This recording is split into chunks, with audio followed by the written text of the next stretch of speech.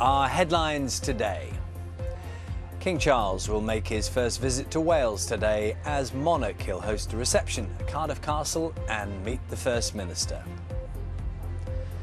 Thousands of people spend the night queuing to pay their final respects to Queen Elizabeth in Westminster Hall, as more details are revealed about Monday's state funeral. The queue to enter Westminster Hall continues to grow. It's currently more than 4.5 miles long, with waiting times of up to 9 hours. Good morning, it's Friday, September the 16th. You're watching BBC Breakfast from Westminster, where Her Majesty the Queen has spent a second night lying in state. Moving on to events today. Well, this evening, all 4 of Her Majesty's children, King Charles, Princess Anne, Prince Andrew and Prince Edward, will hold a vigil by their mother's coffin. Before that, the King and Queen Consort will travel to Cardiff, completing their tour of the UK. Today at 6, King Charles ends his tour of the UK in Cardiff, addressing members of the Welsh Parliament and greeting crowds who came to welcome him. The King arrived to cheers and flag waving from the hundreds of people who'd gathered. Prif Weinidog, aelodau o'r Senedd. The King addressed the Senedd in both Welsh and English and spoke of his close links with the nation. I take up my new duties with immense gratitude for the privilege of having been able to serve as Prince of Wales.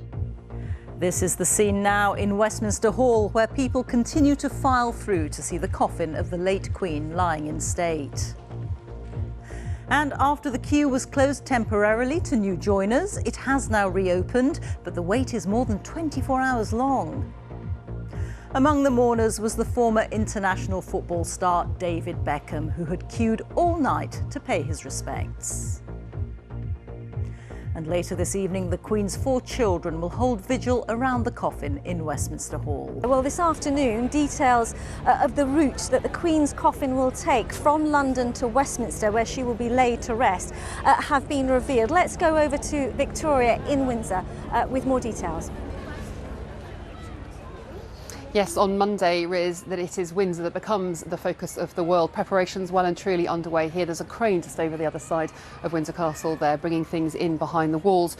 At 3:15 on Monday, the funeral procession will enter the Long Walk at Shaw Farm Gate on Albert Road. At 4 o'clock, the Queen's coffin will be carried into St George's Chapel. That will be televised.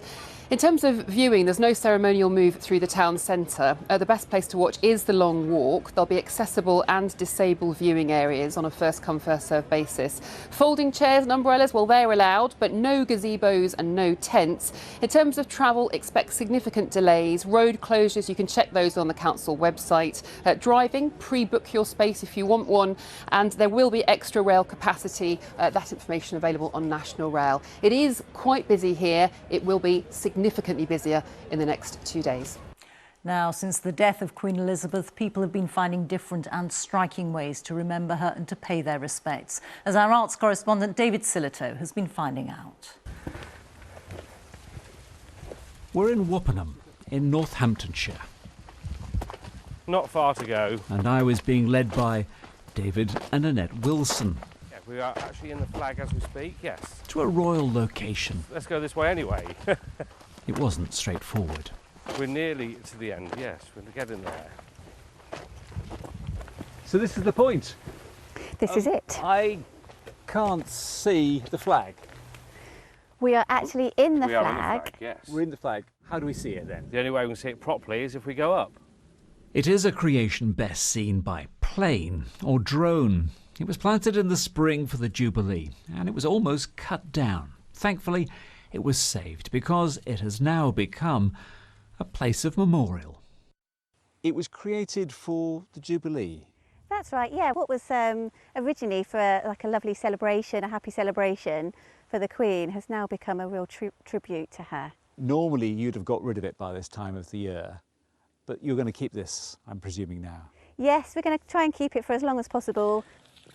So a place that began as a celebration has, in many ways, become a place of memorial, but it will soon be gone. However, There are many others now thinking about how to create some lasting memory of this moment.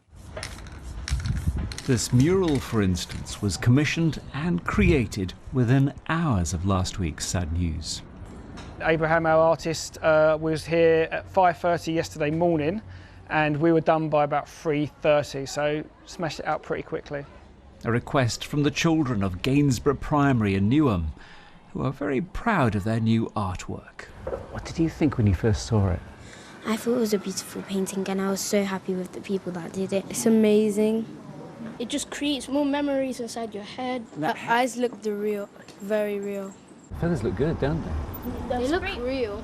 And it also will remind us that we're not alone, that she will still be there. So if we sometimes pass, we can always give her flowers. I've never seen a picture like that great, and especially the crown. I love it. Everyone can see this walking past. Exactly. And people what have been better laying way flowers, to pay tribute to Her Majesty the Queen than having her on the front of our school. And the kids, as soon as they came into school, they were saying, we want something. Yeah.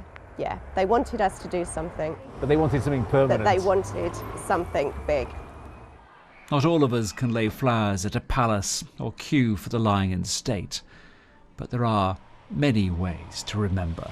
David Soletto, BBC News, Newham, East London.